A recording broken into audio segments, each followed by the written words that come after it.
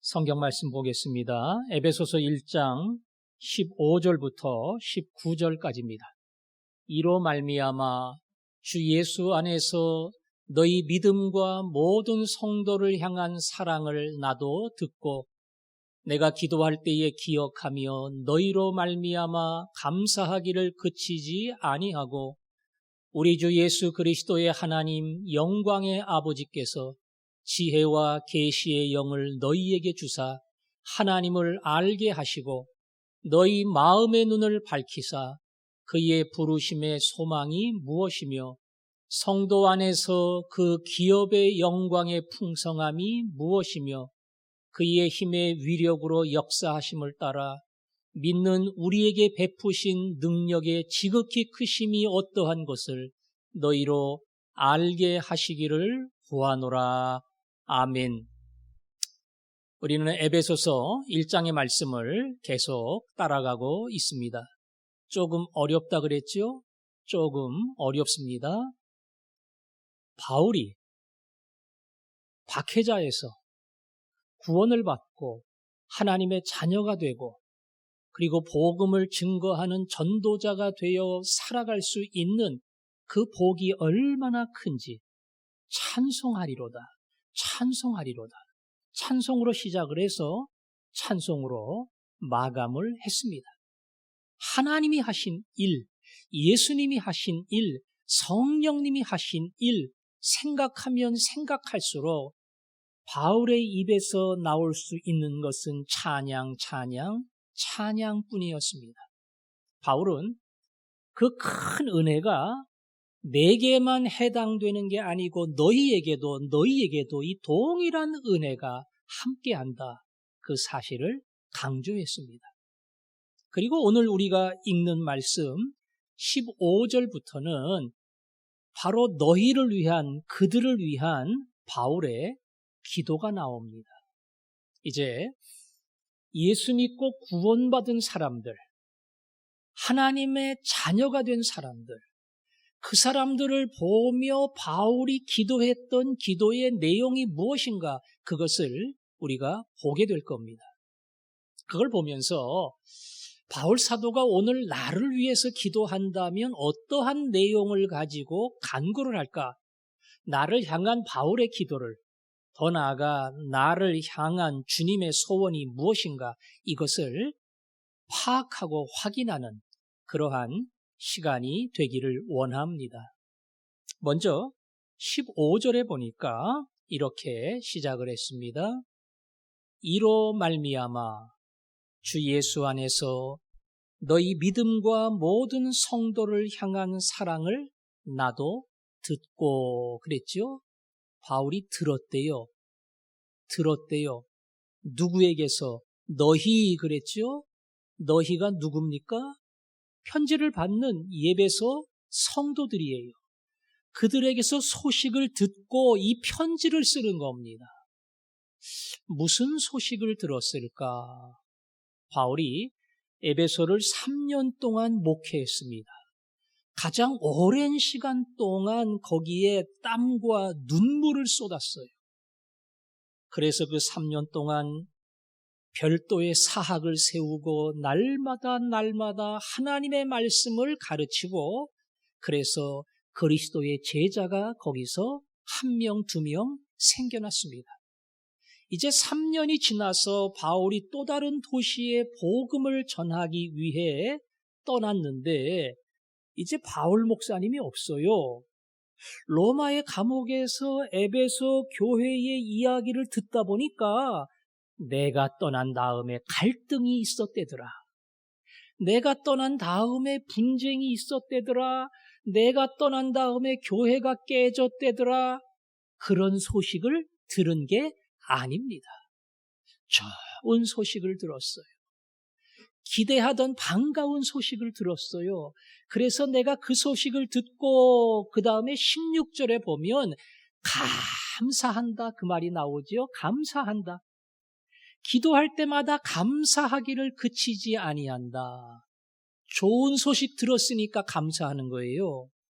안 좋은 소식 들었으면 떠난 다음에 교회가 분란이 일어나고 망가지고 싸우고 갈라지고 이런 얘기 들었으면 바울이 감사할 리가 없겠지요.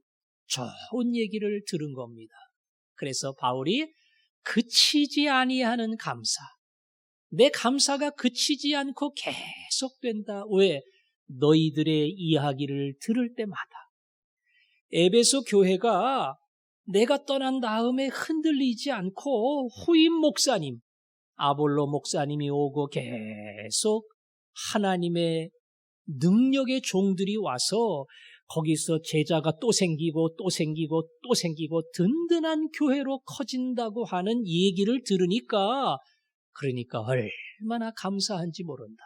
그래서 바울이 그 안에서 에베소 성도들의 이야기를 듣고 감사한 겁니다. 오늘 이 구절에서 제가 먼저 감사에 대한 이야기를 잠깐 하고 싶어요. 바울은 서신서를 쓸 때마다 거의 다 처음에 항상 감사로 시작을 했습니다.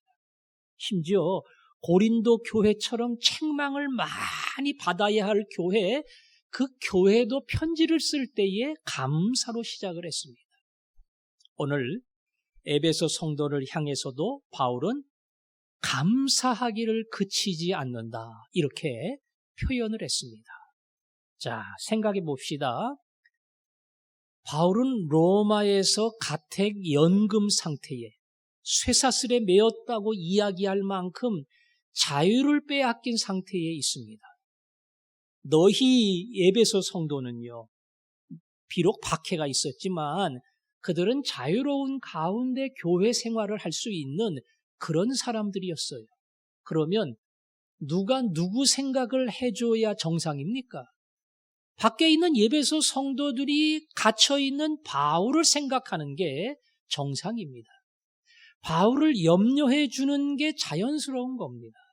거꾸로 바울을 보면서 그나마 감사하다, 이 마음을 품는 게 정상이에요. 거기서 낙심하고 절망할 줄 알았는데 바울 선생님이 믿음으로 잘 이겨냈대. 참 감사하다.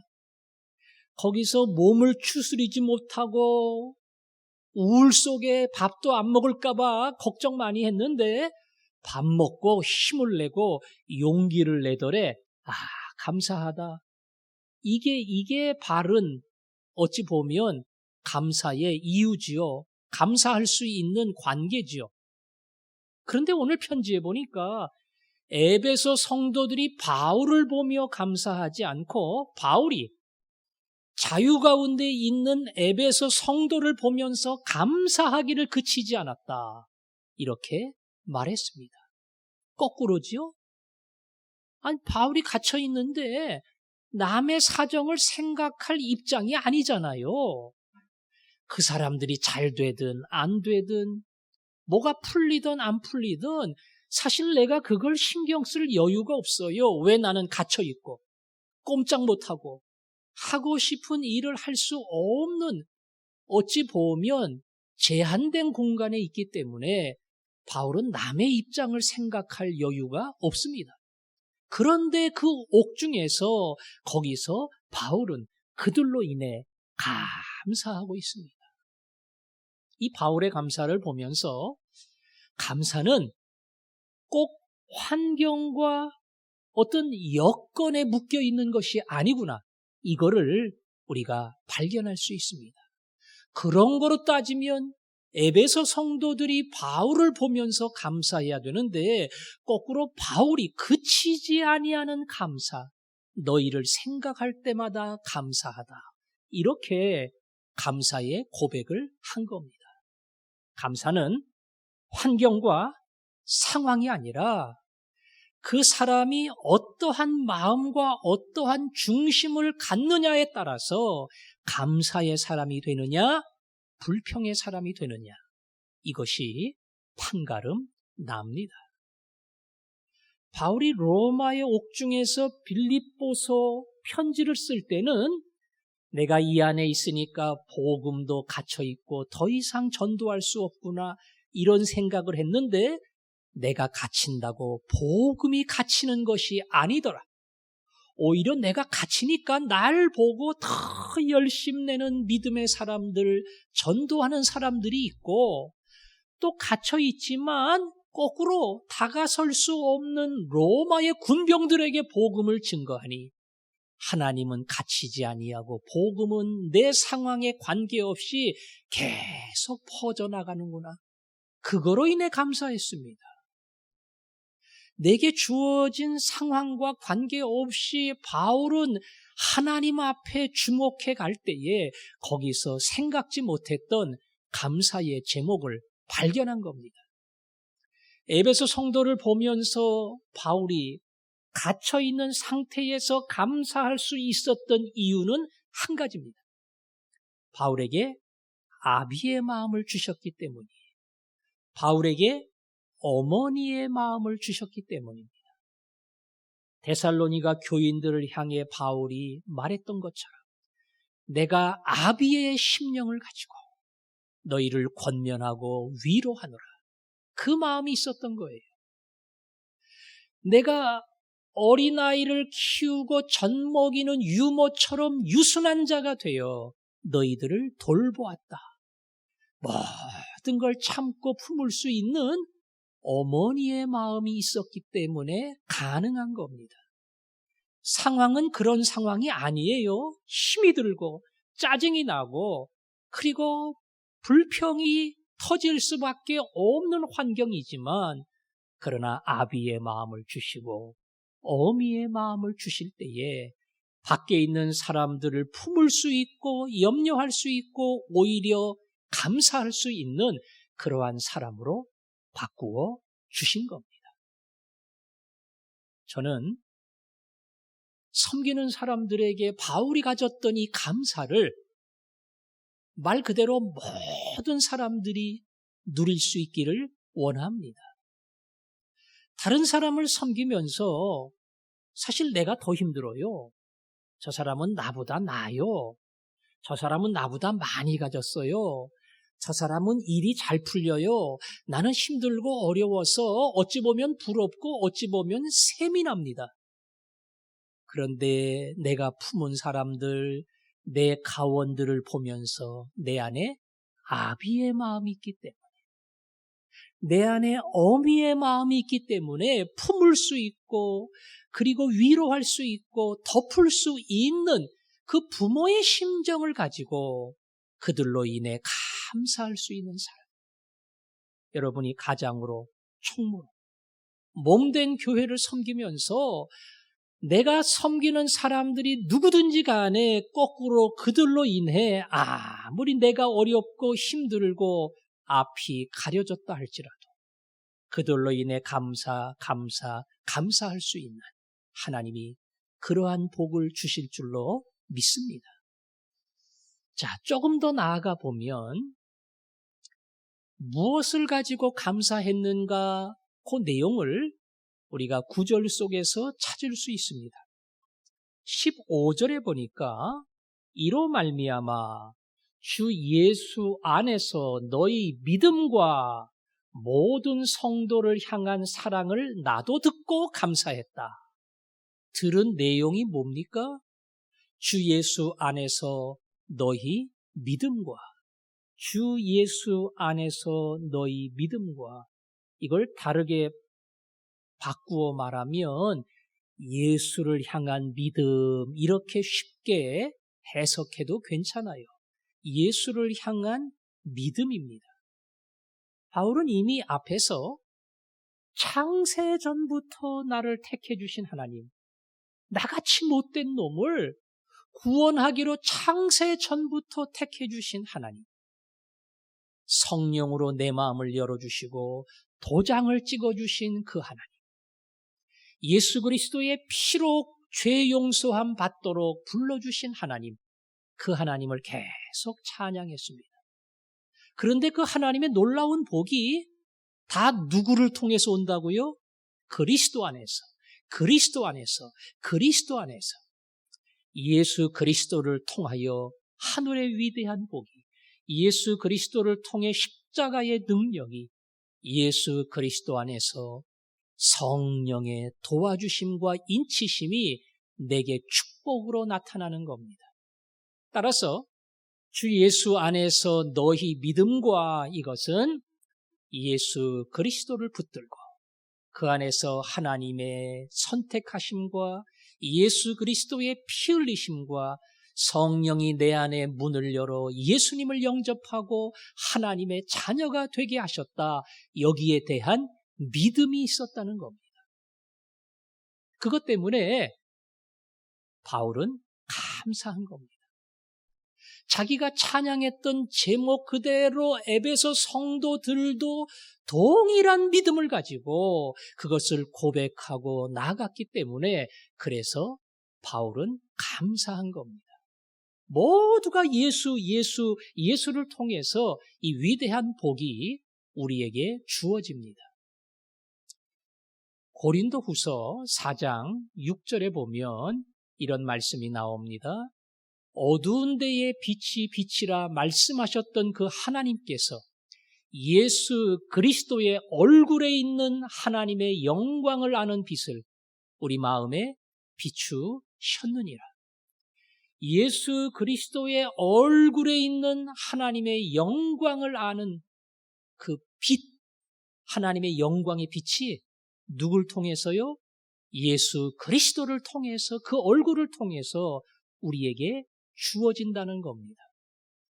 예수님을 바로 배우고 예수님을 바로 알고 예수님을 깊이 묵상하고 예수님을 마음에 품으면 누구의 빛을 봐요? 하나님의 영광의 빛을 본다. 따라서 예수님에 대한 믿음은 구원의 믿음이고 더 나아가 이 믿음은 하나님의 영광을 보는 믿음입니다. 에베소 성도들이 갖고 있는 이 믿음 때문에 그 소식을 듣고 바울은 감사한 겁니다. 또 하나 감사한 것이 있다면 그 다음 15절 뒤에 나오는 이야기입니다. 너희 믿음과 모든 성도를 향한 사랑을 나도 듣고 그랬지요. 믿음 다음에 나오는 말이 뭐예요? 모든 성도를 향한 사랑을 나도 들었다. 예수님을 향한 믿음이 아니고요. 교회 안에서 성도들을 향한 너희의 사랑의 이야기를 내가 들었다는 겁니다. 어느 성도 그러지 않았어요? 모든 성도. 말 그대로 모든 성도입니다. 그 안에는 나하고 기질이 같던 다르던 관계없이 교양과 품위가 있는 사람이든 갖추어지지 못한 사람이든 관계없이 내 마음에 들던 안 들던 관계없이 우리가 예수 믿고 하나님의 자녀가 되었을진데 그 모든 사람을 품고 사랑하는 에베소 교회라는 겁니다. 그 에베소 교회에 성도를 향한, 더 나아가서 이웃을 향한 그 사랑의 이야기를 들을 때에 바울은 감사하지 않을 수가 없었던 겁니다.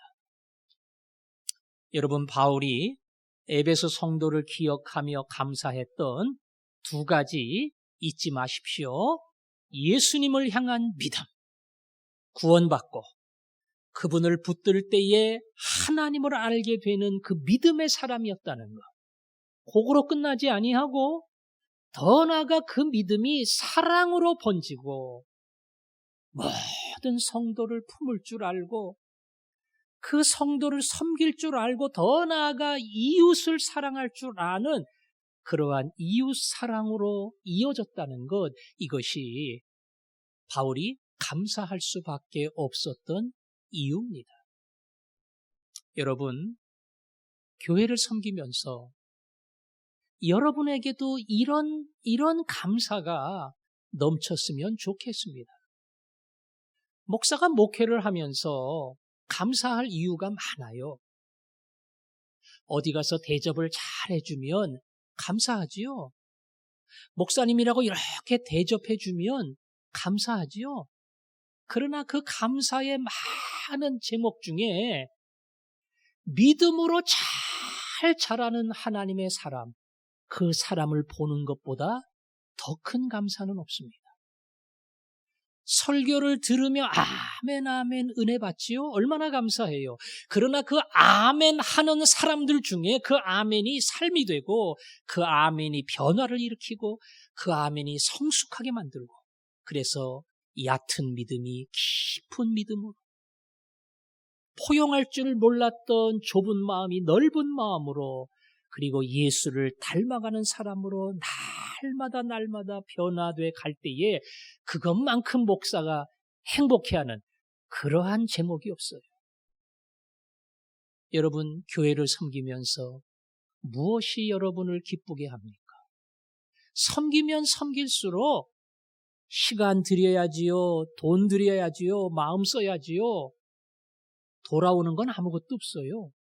그러나 내가 애를 쓰고 수고했는데 그 사람이 내가 한 것처럼 해요. 내가 다른 사람 찾아가고 섬긴 것처럼 어느 날 보니까 그 사람이 그걸 해요. 내가 중보기도를 이 기도의 부담을 가지고 했는데 그 사람은 맨날 기도를 받기만 했어요. 이거 기도해달라, 저거 기도해달라. 그런데 어느 날 보니까 그 사람이 또 다른 사람을 위해서 기도하기 시작합니다. 간절히 기도하기를 시작해요. 얼마나 감사해요.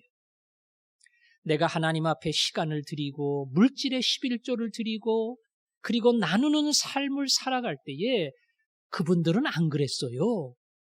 그런데 어느 날 그분들이 11조 생활을 합니다. 그분들이 기쁨으로 드립니다. 나눔의 길을 갑니다. 그 모습 보면 얼마나 기쁜지요.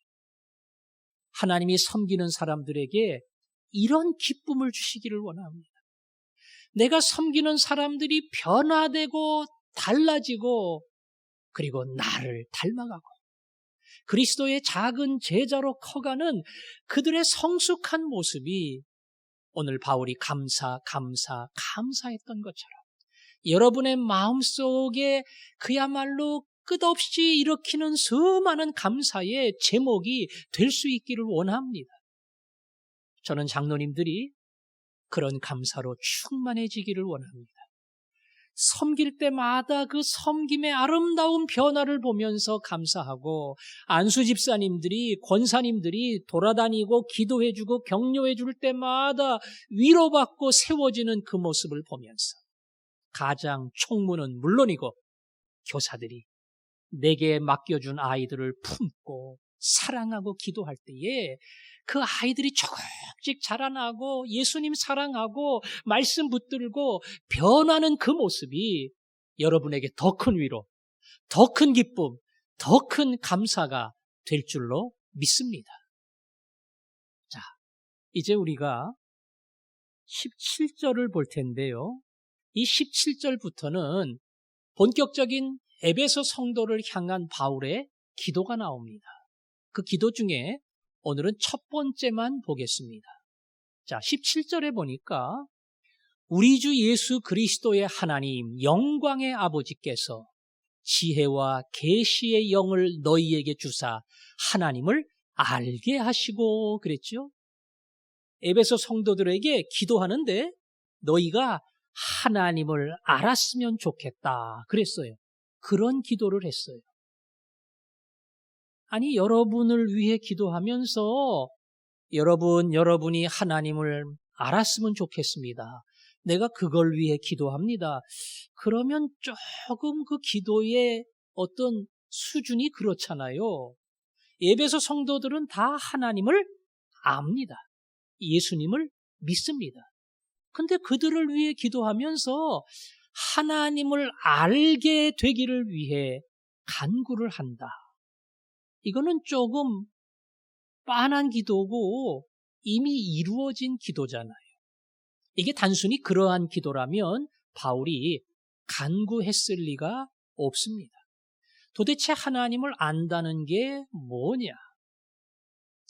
하나님을 알 수 있는 방법이 여러 가지가 있는데요. 여러분, 우리가 대통령을 알아요. 방송이나 신문을 통해서 그 사람의 외모를 알고 그 사람의 말투를 알고 그 사람의 정치적인 진영을 알고 정책의 방향을 알고 많은 걸 압니다. 그런데 누가 대통령하고 식사도 같이 하고 회의도 같이 하고 하루 만남의 시간을 가질 수 있다면 그 사람이 아는 거하고 내가 아는 거하고는 상당한 차이가 있습니다. 그 사람이 그런 말도 합니다. 야, 만나서 밥 먹고 이야기해 보니까 내가 알던 그런 분이 아니야. 이런 이야기 합니다. 그건 객관적으로 알고 있는 우리의 지식하고는 차이가 있습니다. 더 나아가서 대통령을 늘 모시고 다니는 수행 비서가 있어요. 날마다 옆에 쫓아다니면서 대통령의 심부름을 합니다. 이 사람은 늘 대통령 옆에 있으니까 대통령이 어떠한 생각을 하는지 얼굴만 봐도 그거를 알 수가 있어요. 더 많이 아는 거지요. 대통령을 제일 많이 아는 사람 누구예요? 대통령의 아내입니다. 결혼하고 계속 같이 살았으니까 제일 많이 알아요. 남에게 어찌 보면 공개할 수 없는 단점도 알고요. 사실은 자랑하고 싶은 장점도 알고요. 그 대통령의 모든 것을 아내만큼 아는 사람이 없어요. 오늘 하나님을 안다 하는 이 알미라고 하는 것은 단순한 지식적인 알미 아니고요. 마치 경험을 통해서 아는 것처럼 그분을 만난 것처럼 그렇게 하나님을 더 깊이 알고 체험하는 그러한 지식을 이야기합니다. 옛날 아브라함은 하나님이 찾아와서 말씀하셨어요. 모세도 마찬가지입니다. 말씀을 통해서 하나님이 나타나시고 자기를 보여주셨고 그렇게 알았습니다. 선지자의 시대에는 선지자가 하나님의 말씀을 받아서 전해주었습니다. 그 선지자의 말씀을 따라서 하나님을 알게 됐습니다. 예수님이 승천하신 이후에 우리에게 성경책이 완성되어 주어졌습니다. 우리는 이 성경책을 통해서 하나님을 알게 됩니다. 완성된 하나님의 이 말씀을 통해서 하나님을 더 깊이, 더 분명히, 더 확실하게 알게 됩니다. 그래서 지난 주일 제가 설교하면서 앞에 있는 말씀, 진리의 말씀, 구원의 복음을 듣고 그랬죠. 그 진리의 말씀, 구원의 복음이 성경이잖아요. 그걸 듣고 이 놀라운 구원의 은혜를 깨닫는 것처럼 이 진리의 말씀을 통해서 하나님을 알고 더 깊이 아는 겁니다. 그런데 문제가 하나 있어요. 하나님의 말씀을 가지고 다 알 수 있느냐? 그렇지 않아요. 아무리 박사학위를 몇 개 가지고 있다 할지라도 또 성경을 여러 번 본다 할지라도 이 구원의 놀라운 비밀을 깨닫지 못하는 사람이 있습니다. 물론 성경에 관한 관심과 열의를 가지고 성경을 탐구하는 것은 괜찮아요. 좋은 자세입니다. 그럼에도 불구하고 그 사람이 얼마나 학적인 깊이가 있느냐, 그 사람이 얼마나 이해할 수 있는 능력이 있느냐, 그 사람이 얼마나 연구를 많이 했느냐, 거기에 따라서 오늘 성경이 말하는 하나님을 아는 그러한 지식에 도달하는 게 아닙니다. 오늘 성경은 그 지식에 도달하는 방법을 딱 한 가지만 이야기합니다.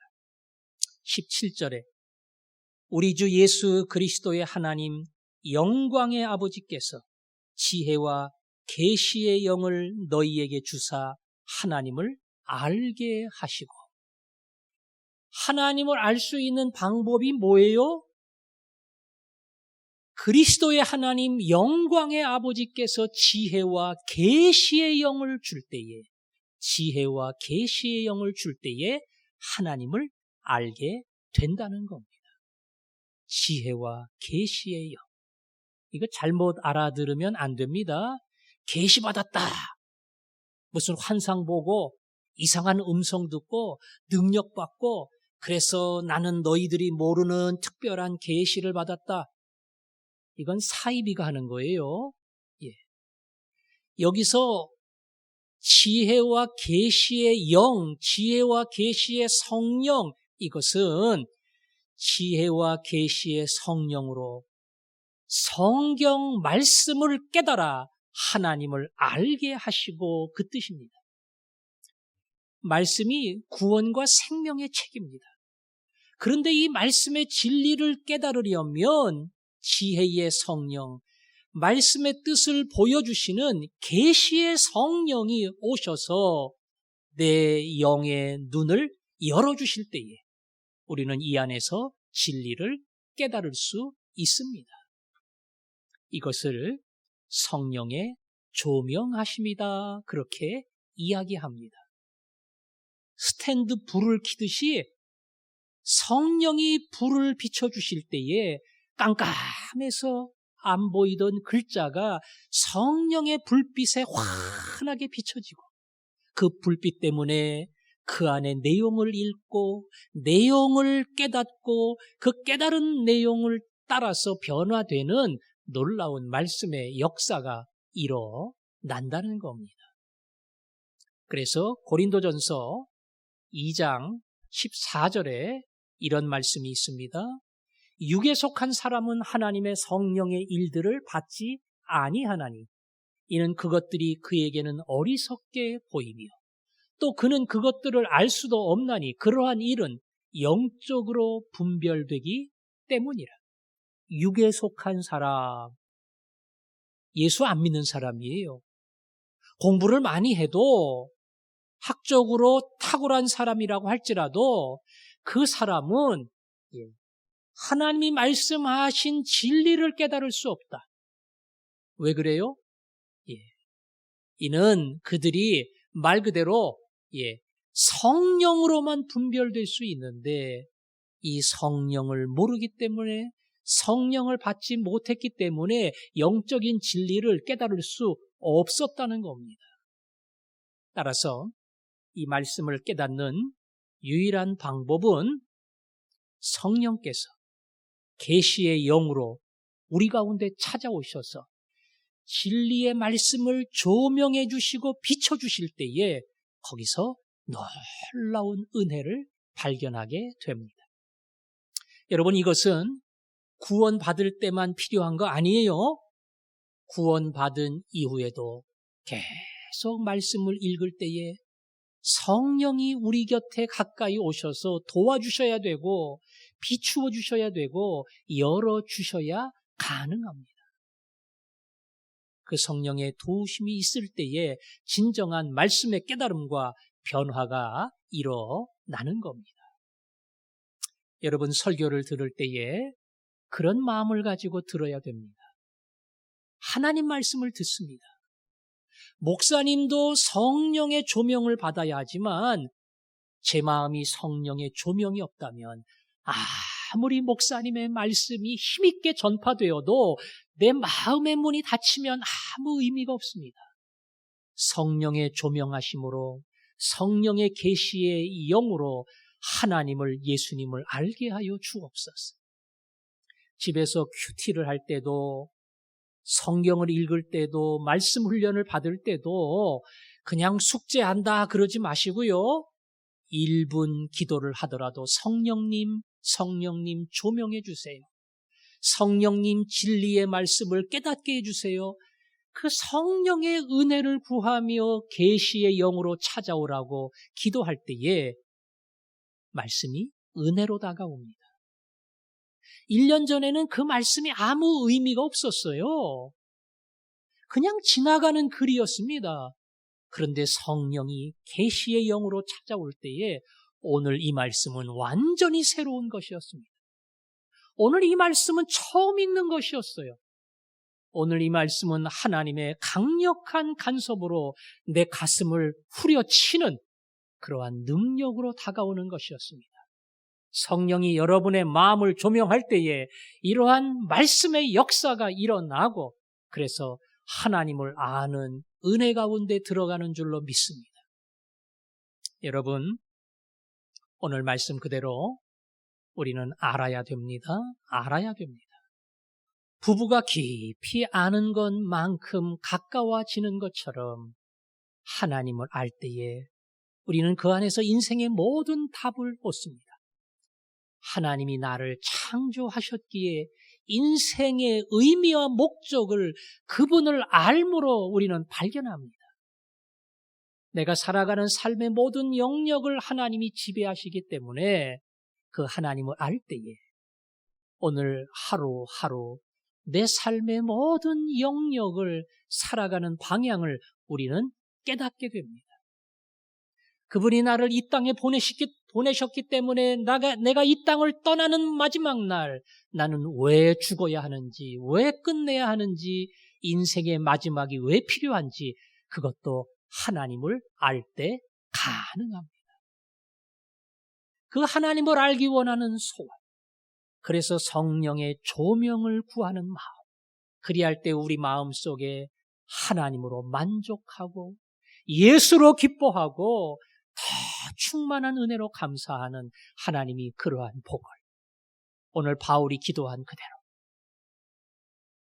지혜와 계시의 영을 너희에게 주사 하나님을 알게 하시고 이 복이 여러분 모두에게 충만하기를 주님의 이름으로 축원합니다. 오늘 우리가 그 마음을 가지고 주께 가까이 날 이끄소서 간절히 주님만을 원합니다. 우리 이 마음을 가지고 주님, 제가 주님만 알기 원합니다. 주님께 가까이 가기를 원합니다. 주님, 목마른 나의 영혼 주를 부르니 나의 맘 만져 주소서. 주님만을 원합니다. 더 원합니다. 나의 맘 만져 주소서. 여러분이 그러한 소원을 가지고 이 시간 나를 만져 주소서.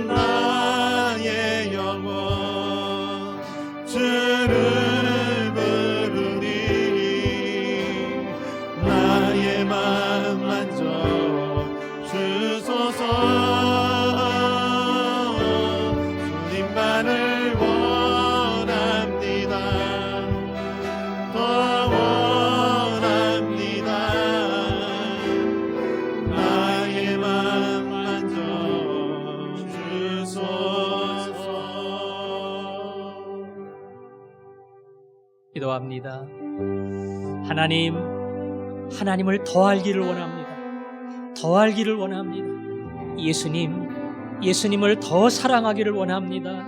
더 닮기를 원합니다. 진리의 말씀을 계시의 영으로 비추어 주셔서 하나님의 말씀을 들을 때마다, 하나님의 말씀을 읽을 때마다, 하나님의 말씀을 배울 때마다 이 말씀의 놀라운 역사가 내 가슴 속에 펼쳐지게 하시고 날마다 예수의 사람으로 변하게 하여 주옵소서. 여러분, 오늘보다 내일 더 알기를 원합니다. 여러분, 내일보다 내달, 그리고 이 해보다 내년에 더 주님을 알기를 원합니다. 그래서 예수를 닮는 사람, 예수의 사람, 작은 예수로 날마다 변하는 여러분이 되기를 원합니다. 우리가 이 소원을 가지고 주여, 주를 알기를 원합니다. 함께 기도하겠습니다. 아버지 하나님, 이 시간 기도합니다.